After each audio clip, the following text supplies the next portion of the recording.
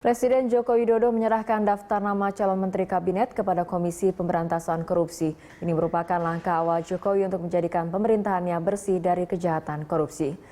Jika sejak 2012 sampai sekarang pemberantasan korupsi lebih bersifat represif, maka kini selain cara represif, Jokowi juga ingin memerangi kejahatan korupsi melalui cara preventif. Gelengkan kepala dan katakan tidak, tidak.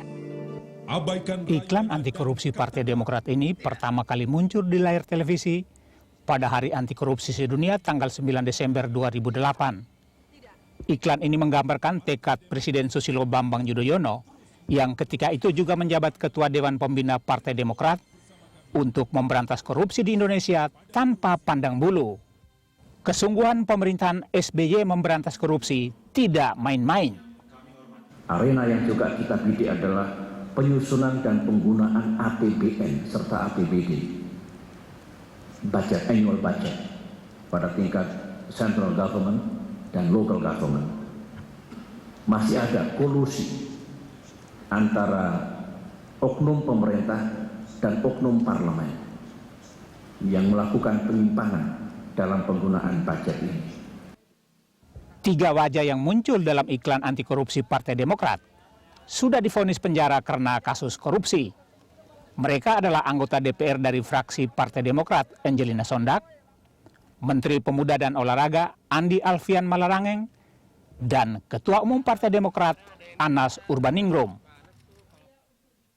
Ketua Umum partai lain yang juga bernasib sama seperti Anas adalah Presiden Partai Keadilan Sejahtera PKS Lufti Hasan Ishak.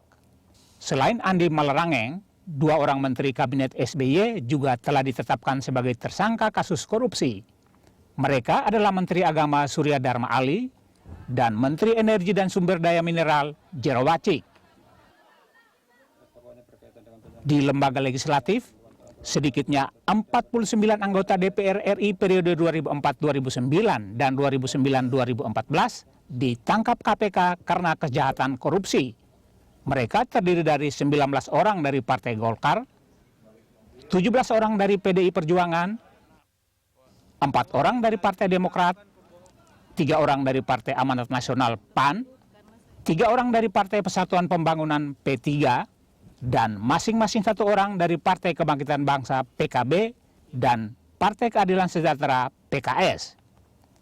Di kalangan DPRD sudah sekitar 3.000 anggota DPRD ditetapkan sebagai tersangka atau ditangkap Komisi Pemberantasan Korupsi.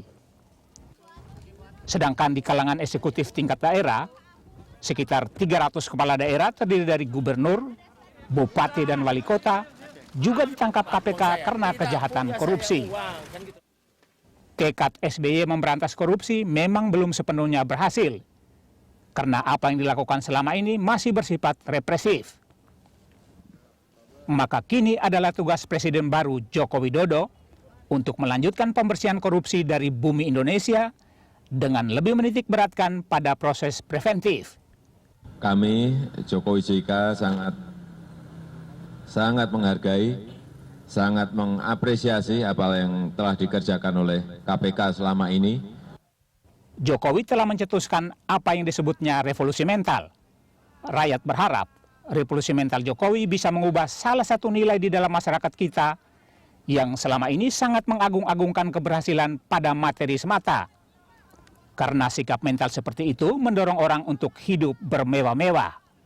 Akibatnya bertumbuh subur sikap rakus dan tamak yang memicu kejahatan korupsi.